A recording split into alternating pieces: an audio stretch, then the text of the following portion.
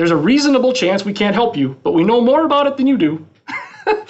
And it's financially risk-free. And nobody else is going to help you, at all. And it wasn't because I was trying to make a bunch of money at that price point, because we weren't. I mean, we were going to lose money at that price point, but we were going to lose a small amount of money, right? And we were going to learn the process. We were going to get exposure to casework. My intention was never to make money in the first couple of years, and in fact, we didn't.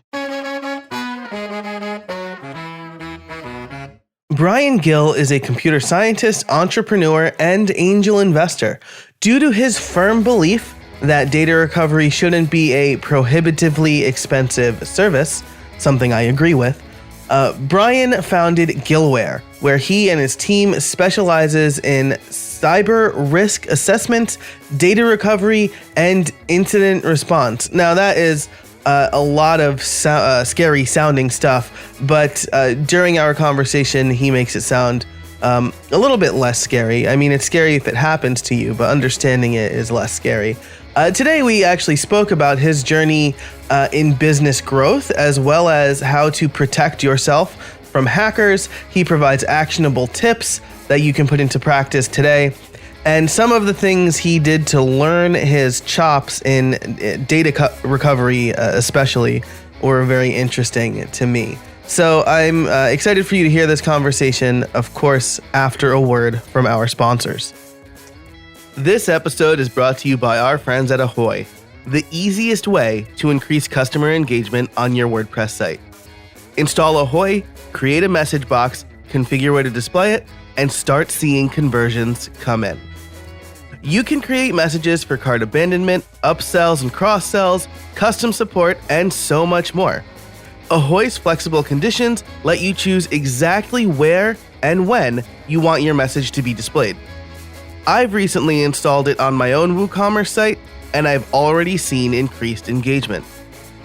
And I know this because of Ahoy's powerful analytics and reporting. You will see ROI within days of installing Ahoy, if not sooner.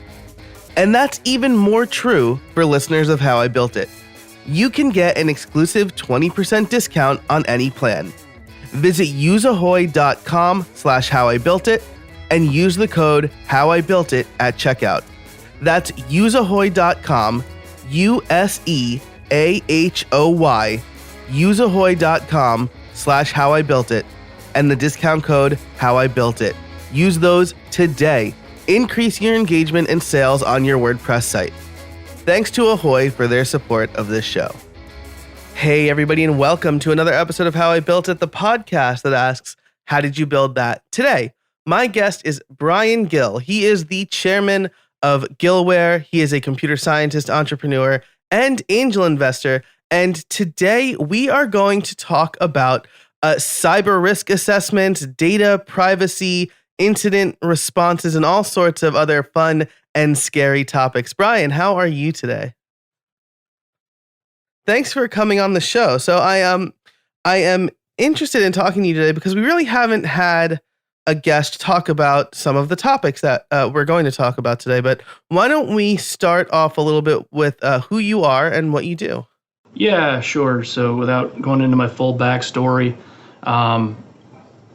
I basically have surrounded myself with a bunch of really quality humans, and together for the last 16 years, my primary mission has been to help bail people out of data-related disasters, whether that's bad guys infiltrating a network, or data being stolen, or a server crashing, or a human making a mistake and accidentally deleting all the pictures of their wedding or baby photos.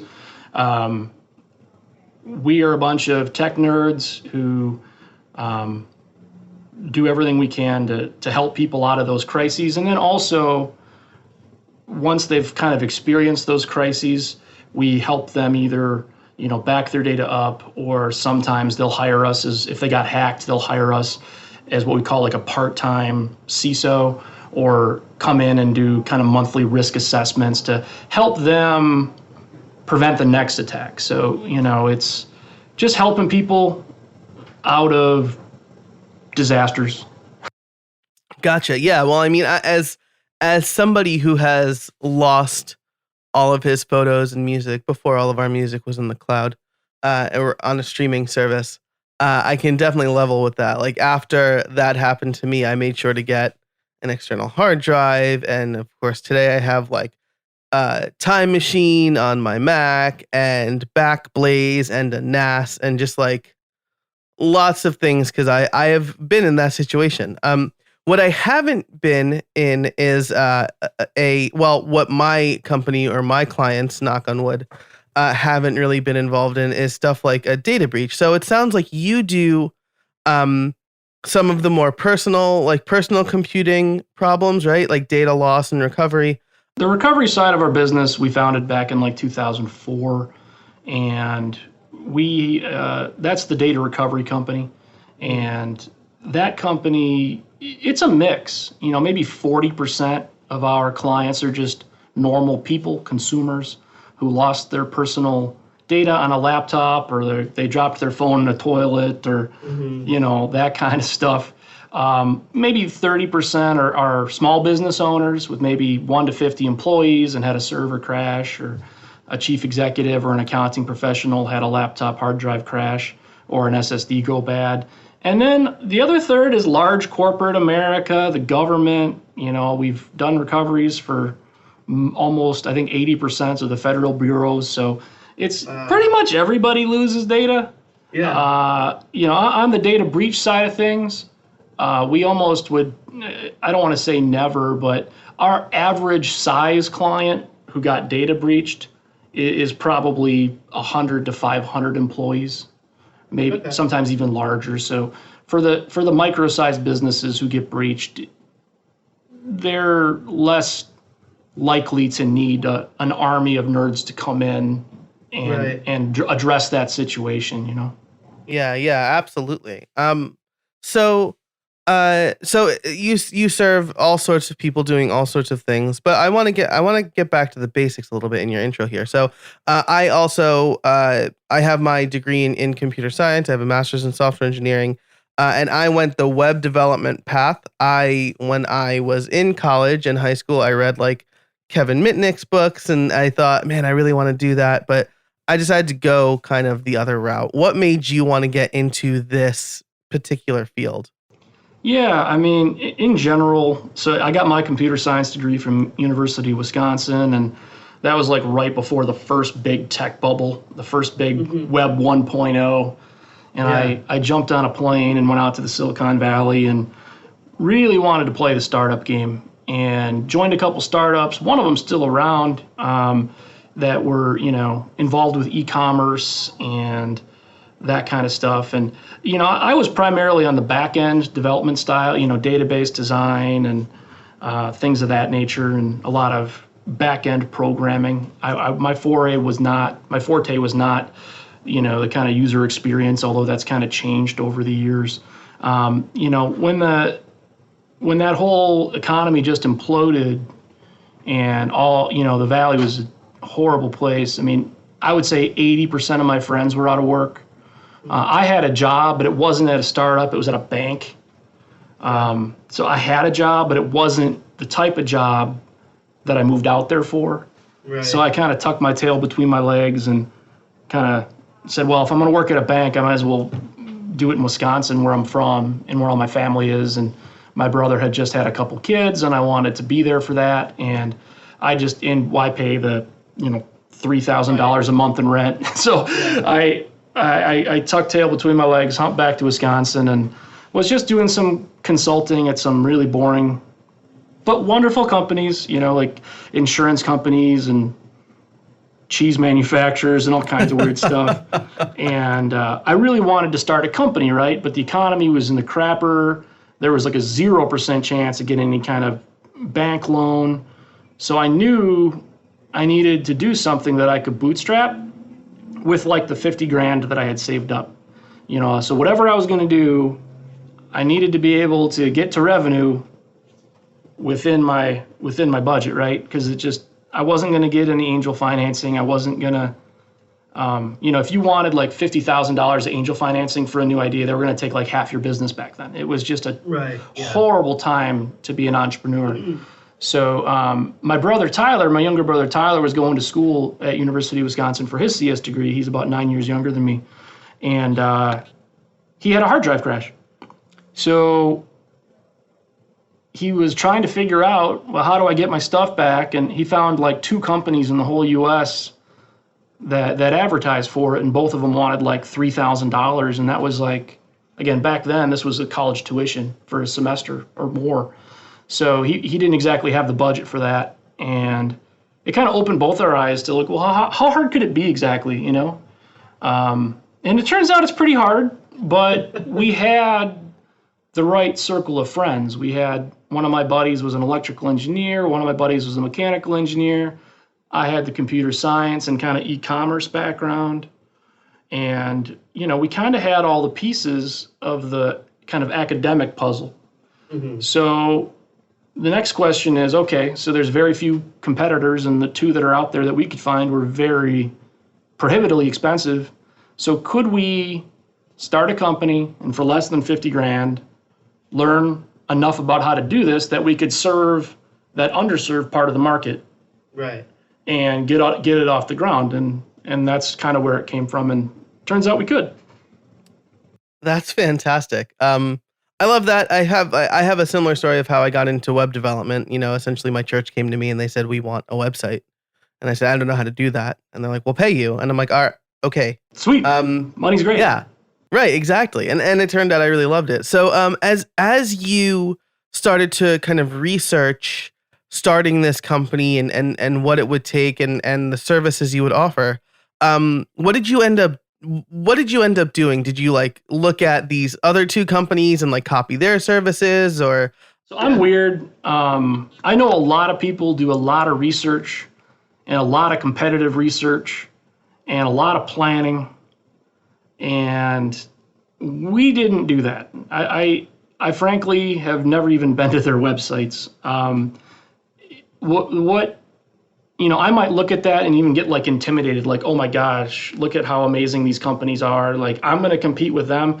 It's better to just be, I don't know, ignorant about it. And so you don't even worry about it. And as a, you know, I have enough background in digital marketing or enough exposure where I knew if I was going to go read a bunch of other web content, like I might accidentally steal some of it or copy it. And again, like they were definitely 100% targeting the enterprise, and we weren't going to even do that. So I don't even know how useful it would have been, right? So what we did was we bought a few pallets of broken hard drives on eBay, which is a thing you can do. And we tried to fix a whole bunch of them. And we decided, hey, if we can fix like 50% or 40% or get data off some of these, then we'll advertise that we do it. And we did. We were able to pull data off about half. And we said, okay, that's kind of good enough to launch a beta. And I still kept my day job, but you know, I threw up a kind of an ugly, crude-looking website because again, UX at the time was not my forte. And it was pretty simple. It's like, hey, have you had a crashed hard drive or have you lost your stuff? Well, we will take a financially risk-free look. And if we can help you, we'll charge you $100. Wow. And there's a reasonable chance we can't help you, but we know more about it than you do. And it's financially risk-free. And nobody else is going to help you, you know, at all. And it wasn't because I was trying to make a bunch of money at that price point, because we weren't. I mean, we were going to lose money at that price point, but we were going to lose a small amount of money, right? And we were going to learn the process. We were going to get exposure to casework. My intention was never to make money in the first couple of years, and in fact, we didn't. You know, the company was always bleeding a little bit of money for probably the first 2.5 years. But the whole time, every month, we got better at the troubleshooting, and we hired the right kind of people where we had those gaps in our engineering squad. And we bought all the right tools to help us through that. And we invested in our internal software processes to help do that stuff as well. And we got a nicer office. And, you know, it was for me, I don't really do a lot of market research. We knew that there was a need because we experienced it, and we just dived in. And I didn't know if it was going to be a 3-month venture or a 2-month venture or a 6-year venture, or it turns out it's 16 years and counting. Wow. And I didn't even quit my day job probably till like month 7, right? Where it was like, okay, I'm gonna take a pay cut and just lose my steady income and try to live off what this business generates and take a paycheck for the first time. So yeah, I mean, I did not do a lot of product or marketing research. We just kind of dived into the pool and see what happens. Yeah, well, so I think that's really interesting, because you essentially did something that I feel like people who make software can do a little bit easier, and that's like practice a bunch, right? So I have 2 questions regarding the pallets of broken hard drives you bought. The first is, did you find anything cool? Or did you just like figure out you could recover and then not really look? Yeah, I mean, we destroyed all the data we found. I'll just come out and say that. Yeah. But yeah, I mean, we found all kinds of just people's data, companies' data, stuff that they would probably be incredibly irritated if they knew that. And we don't even know how did it end up on that pallet, right? Right, yeah. They could have, given it to some store, and then they were like, well, we can't do it, so we're just going to sell it. So maybe they sent it to some like recycling center, and that recycling center or some there's like there's an industry where companies will resell old IT equipment. Like it could have come from there, where they tested them and they were dead, so they couldn't resell them, so they just chucked them on a pallet and threw it on eBay. Sounds like an incredibly stupid idea. Right, especially because like there are ways that you can actually fully erase a hard drive, right? Like, well, not if they're dead. That's the problem. Oh, interesting. So the hard drives were dead, and they probably figured, well, they're dead, so nobody can pull data. If we can't zero film, nobody can access it, so it's safe to chuck it up on eBay. But like the $53 they won in the auction, and like the $300 of shipping, which they didn't get to book, like it certainly was a very poor financial decision on their part, and they probably weren't anticipating that there'd be some lab of weirdos, repairing, soldering the boards to put them back together and diagnosing which chips were bad and breaking them open and switching the motors out. Like they would have not probably anticipated that. Certainly, if I was consulting with a company that was disposing of faulty equipment, I would not recommend chucking a pallet of them up on eBay. That's an incredibly stupid idea. I just got rid of my wife's college computer, and I like took a drill to the hard drive. That's a good idea. Yeah, like she's like, "Do you need to do this?" I'm like, "Probably not, but I'm going to because I don't know what you have on there. You don't remember what you have on there." And no, I mean a hammer. If you see the platters shatter or break or bend, or if you put a drill press through them, if you call Gillware Data Recovery and say, "Hey, I've got a hard drive and it's been shot up with bullets, or it's been drill pressed a couple times. Can you get the data back?" Our answer will be, "Please don't send that to us." The answer is no, and frankly, we're one of the best in the world, so drill presses work great. This episode is brought to you by Pantheon. Starting a new project? Looking for a better hosting platform? Pantheon is an integrated set of tools to build, launch, and run websites. Get high-performance hosting for your WordPress sites, plus a comprehensive toolkit to supercharge your team and help you launch faster. On Pantheon, you get expert support from real developers, best-in-class security, and the most innovative technology to host and manage your websites. You can sign up a new site in minutes with a free account. You only pay when it goes live. That is my second favorite feature to Pantheon, only to the easy ability to create dev, staging, and live servers and push to GitHub. It's very easy to set those things up on Pantheon. So you can head over to pantheon.io today, again, to set up a free account. Pay only when it goes live. Thanks so much to Pantheon for their support of this episode and this season of How I Built It.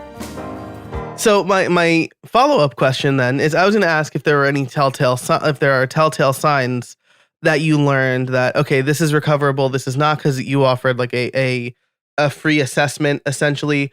What I did not realize while you were initially telling the story was you actually replaced pieces of the hardware to try to resurrect the hard drive. Yeah, so almost every hard drive that comes to us, or any solid state device that comes to us, or any NAND chip on a phone, or any USB stick, or a big server, anything that comes to us has already had savvy IT people plug it in and try to mount it read-only and try to run data recovery software.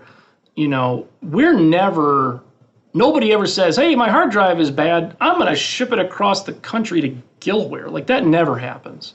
They always have their IT department at work, or a local break-fix computer repair store, or a managed service provider. They always take the first crack. And then they say, oh, this thing is dead. Like, it doesn't spin, the computer can't talk to it, it makes clicking noises, and that's when we get tagged in. So we get the worst of the worst stuff and have to deal with all kinds of problems. Gotcha. That's very interesting. So before we move on, I just want to ask another question now.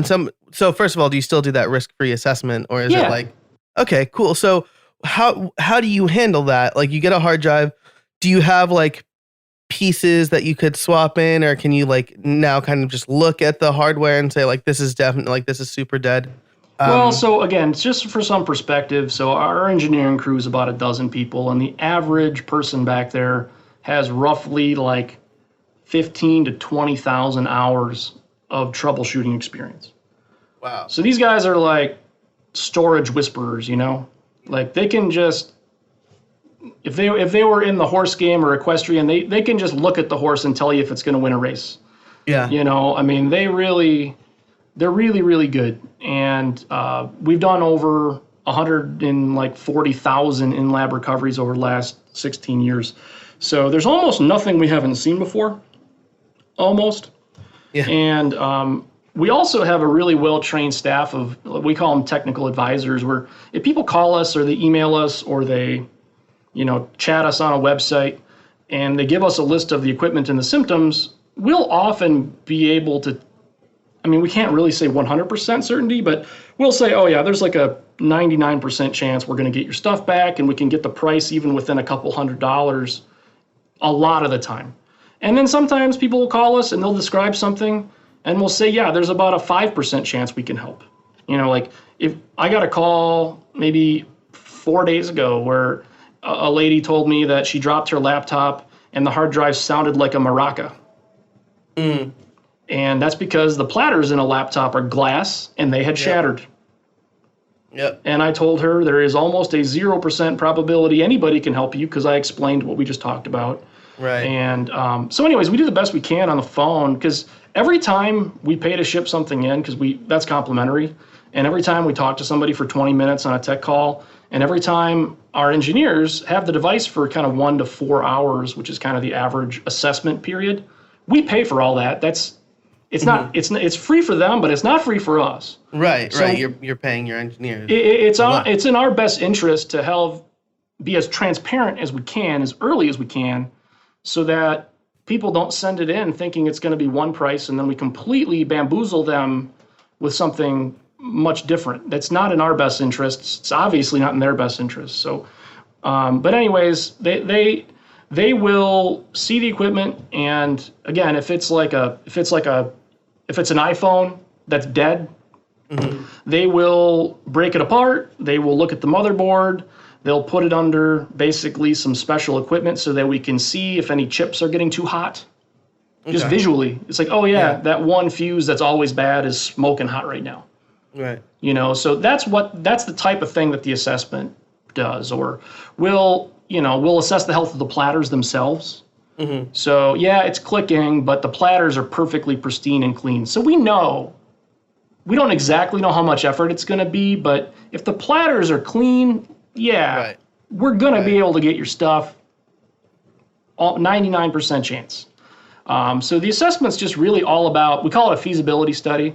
Like the engineers come back to our business unit with a feasibility report that says, is this a 99 or 100 or a 50 or a 5 or a 0?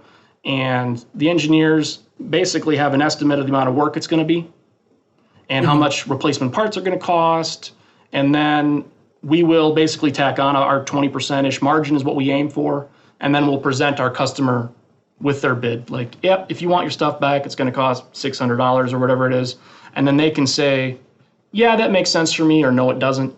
And if it does, we make a very short one-page human-readable contract that says, if Gillware recovers 95 or more % of our pictures of our kids, we will pay them $600, and then our guys go to work and do the real engineering. Gotcha.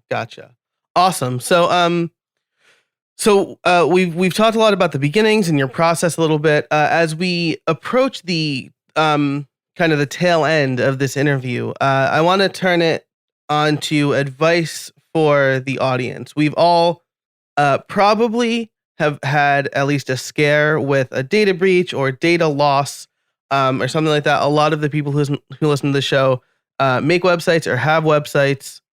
Many of them run WordPress, and so I know that WordPress is a big target. It's a big content management system.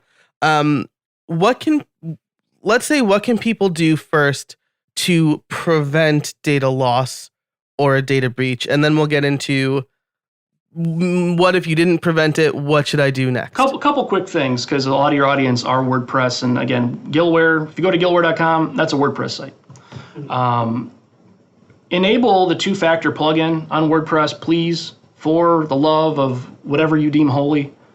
You can go get a plugin. There's a number of different ones out there, but if all you need to log into your website is a username and password, you're going to get breached. It's not a question of if, you're just waiting, okay? So username and password, it's not good enough for WordPress. It's not good enough for anything. Humans are bad at making passwords. Most people have 1 or 2 passwords for every freaking thing they do. You're going to be at a Starbucks. You're going to be on a fake Wi-Fi. Or you're going to get phished and go to the wrong gmail.com with like a ampersand instead of an A or something, and you're going to put in your Gmail credentials with that password. What happens at that point is the bad guys have your IP address, they've got your Gmail, which can probably that's probably your username everywhere. They've got a password that works for you. You are boned at that point, right? Right. So you have to enable two-factor authentication on every service that allows it.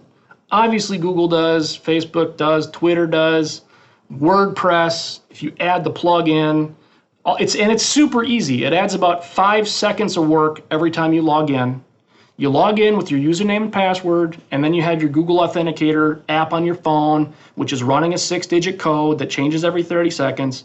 And if the bad guy gets your password but doesn't have the right they don't guess the right million-digit number, then they can't log on to your or your client's websites, and they can't encrypt all that data, hold it ransom, put a bunch of embarrassing stuff up there, put a bunch of weird stuff on your servers for other like child predators to be downloading from.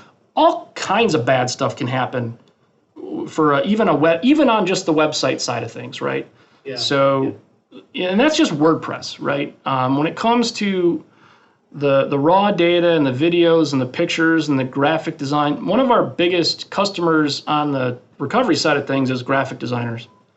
They've got thousands of designs they've made, and they are terrible at backing them up. So what is a backup? You mentioned you had an external drive and you had a Backblaze, and you put a lot of your stuff up in the cloud. Yes, yes, and yes. You're in the 1%. Okay? 99% of people are doing it much worse than you. The key is that those backups need to be automated. So ideally, you don't have to do anything. Your time machine from your Mac, that stuff's just happening. Mm-hmm. That's what you want.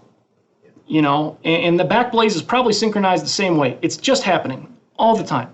That's what you want. Now, you want to make sure that that Backblaze has a different username and password and different networking credentials. And if somebody hacked into your box, they can't also just go up to Backblaze and delete everything. Right. So you also want your backup to be, one of your backups to be offsite, and you want it to have different network authentication to get on there. And you also, and this is the painful part, especially for small business people who are so busy, but even big businesses don't do it adequately, which is you should audit those backups. Once every 6 months, play a mock restore event where pretend you just lost all your stuff and understand, oh my gosh, my payroll data is not up there.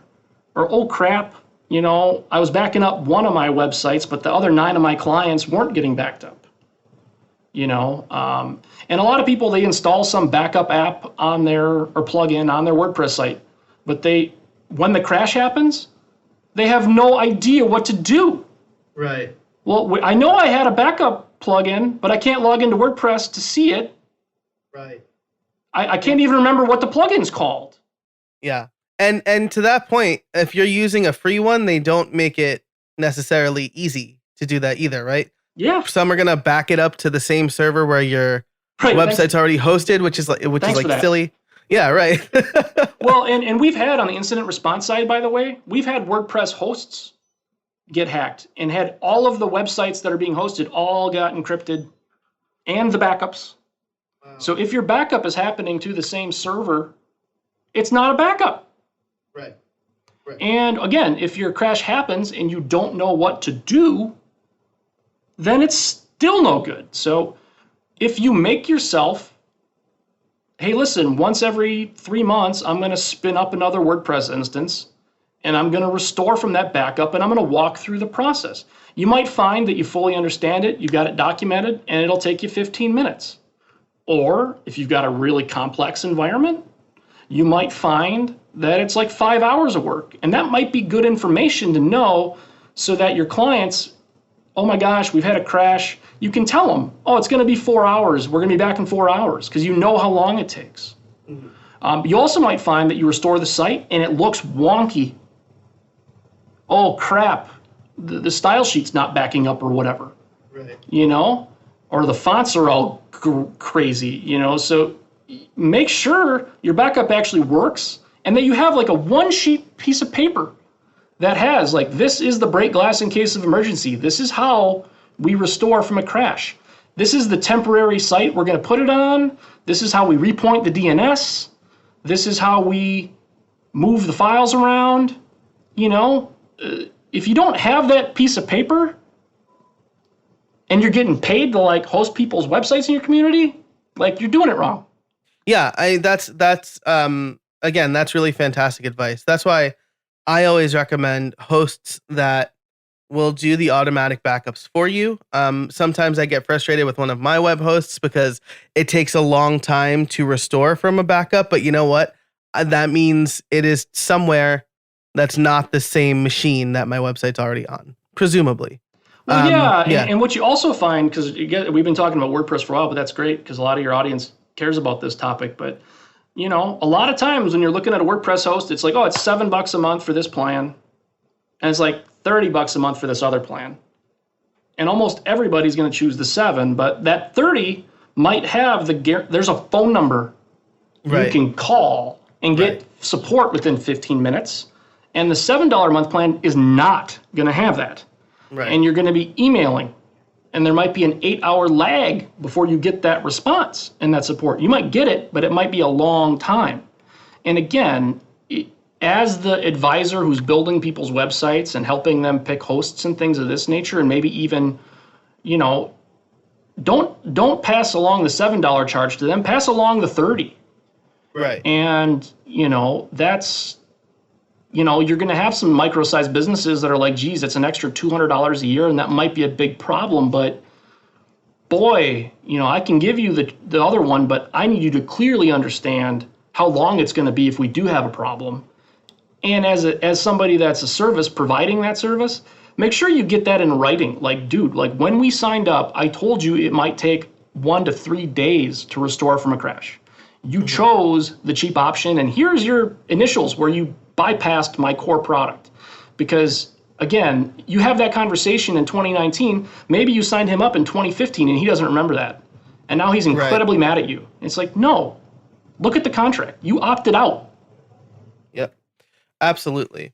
And I'll just interject here and say, try really hard at the beginning of a client project to get them signed up with backups and security maintenance so that you're maintaining it if that's something you want to do, because I'm going to say about 80% of the clients who get my security offering do it after they've had a breach or after their website has crashed. I wasn't managing it, and it crashed and something got messed up, and then they decided to hire me. So they had to pay me to fix it, and then they have to pay me even more to continue to maintain it. So and last little tiny tip, and this is a really nitty technical thing, but if any of your listeners host like 50 plus websites, or they have a couple big cornerstone clients with hundreds of employees that pay them a relatively large amount of money to do this hosting and do this stuff, the other thing that I would usually advocate for is a lot of times you can pay that WordPress host to spend like an extra 1 to 3 hours configuring the IP range at which you can edit or even log into that server. So not the actual WordPress administrative page, but the server that's hosting it. So we have like a 3-factor authentication. If somebody wants to get onto our WordPress instance, first they have to be on our business network or a handful of our employees' home machines and with static IP addresses. Right. Second, you need a username and password. Third, you need the Google Authenticator token. So, and we could still get hacked, okay? It's all about how assertive or how focused a bad guy is. How vigilant they want to be. Yeah, how intent they are on to hacking you. If they're super duper intent, they might be out in our parking lot. They might trick one of our employees to hack into our Wi-Fi somehow. They might pretend they're a janitor. You're never fully safe, which is why you need those things like restore plans. This episode is brought to you by Gusto. Now, small business owners wear a lot of hats. I know I am one of them. And while some hats are great, like doing this podcast and getting to talk to people, others, like the filing taxes and running payroll hat, are not so great. And that's where Gusto comes in. Gusto makes payroll, taxes, and managing a team actually easy for small businesses. Gusto automatically pays and files your federal, state, and local taxes so you don't have to worry about it. And as a New Yorker subplanted to Pennsylvania, the not paying my local taxes thing bit me a couple of times. So it would have been great to have Gusto then. Plus, they make it easy to add on health benefits or even 401ks for your team.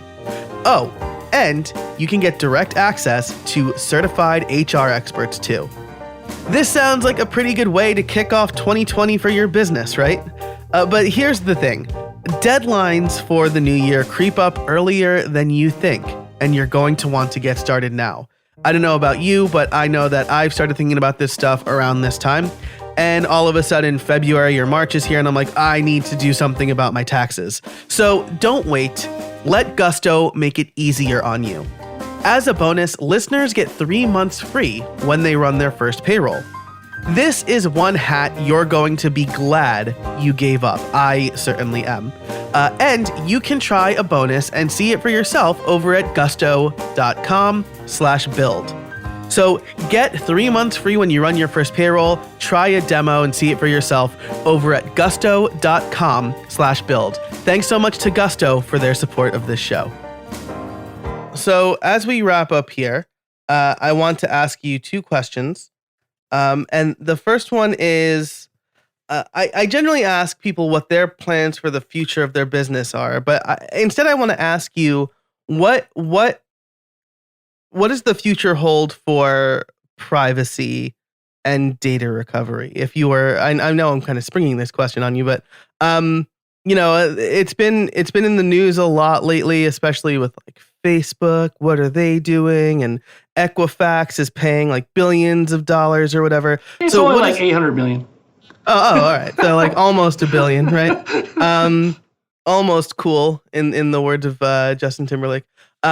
So what's the future hold for data and privacy? Well, I think consumers are starting to wake up to a couple things, right? You have Equifax, which was, if they're not the biggest credit bureau in the world, they're close. What might surprise people is that I think they had, and I don't know the exact number, but I think they had over 80 people. I did a quick search on LinkedIn after the breach just to see how many security professionals worked at Equifax. And I think it was like 80 or 100. It was like a large number. I searched, like, if anybody uses this LinkedIn Sales Navigator, you can pretty much just say, like, show me anybody that works at Equifax with like this acronym CISSP on their profile, and it was like boom. It was a lot of people. So they had the right staffing, and they were spending the appropriate amount of money to protect it. They still lost all of it, right? And Facebook clearly is one of the most profitable companies in the world. They have literally, hundreds and maybe thousands of software engineers, and they have a wonderful privacy and security staff, right? And all this stuff happens, it's really hard for a consumer to trust your personal information with these companies. And with Equifax, you didn't, right? Right. Yeah, exactly. You didn't even sign a piece of paper that said, hey, Equifax, here's all my information, and sell it to people. They just aggregated it. Right. And then they lost it. Yep. And they got fined a tiny amount of money in the grand scheme of things. Right, and especially in the business they're in. Yeah, they should have been. It should have been 5 or 10 billion. It should have really hurt. It should have nearly. Yep. There was 3 credit bureaus yesterday. There should be 2 now. Right. They should be done. Yep. And to that point, I think Facebook has to pay $5 billion. Yeah, or whatever, right? And again, but when you have like 50 billion in the checking account, it's really not that big a deal. Right. In the grand scheme of things. But at least with Facebook, people, opted in to put themselves on the platform, and it was free. Right. And I think most consumers these days do understand that, well, it's free because they're selling my information to advertisers. Mm-hmm. A lot of your listeners advertise on Facebook. I advertise on Facebook, and it's very nice. Yeah. I can say, I want to put this message in front of people that meet this criteria with this job title and this demographic, and they've been in their position this many years, and they're 40 to 50 years old. It's wonderful as an advertiser.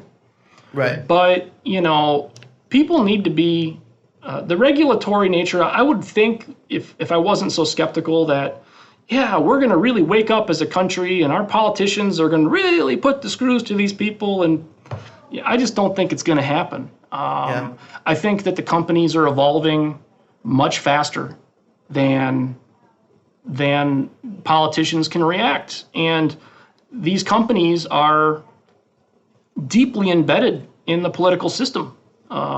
They have tremendous spending power for lobbyists, and they, in a lot of ways, are getting ahead of it themselves to try to proactively write and help with the regulatory nature. Like, Facebook's probably going to write a lot of the regulations. Equifax might even be writing a lot of these regulations that are then going to be regulating them. I mean, the odds of this getting better in the near term, I think, are probably 0. So, if the biggest companies with the hugest budgets in the world can't keep the data protected, who can? Now I'm not saying that people shouldn't take the baby steps like we were talking about with WordPress. And you shouldn't have 2-factor to log into your email, and you shouldn't back up your data offsite. And you need to do all these things. And I don't know. I mean, where does it all go? I think it's going to be exactly how it is for the next 10 years. And maybe in the future, there'll be a new wave of politicians that are tech savvy, and they grew up with this stuff, and they understand it, and they'll pass regulations with teeth, right? But I really don't see much changing. Yeah. Yep, absolutely. Well, on that happy note. That depressing, horrifying note, yeah. I will ask you in our last minute or so here, do you have any trade secrets for us? Yeah, I mean, we've kind of been talking about it. Bad stuff happens in business, and especially on the IT side of things. You're playing the game. You're on the field of battle. You plug in that network cord to your computer, and somebody's going to be trying to hack it in 5 minutes. It's just kind of the way it works. Mm-hmm. And with all these smart devices, probably people are trying to hack your refrigerator, mm-hmm. And I wish I was even joking about that, but I'm not. You're not. No, you're definitely not. There's people who are listening to this right now who's like, refrigerator is probably crypto, or it's probably mining cryptocurrency.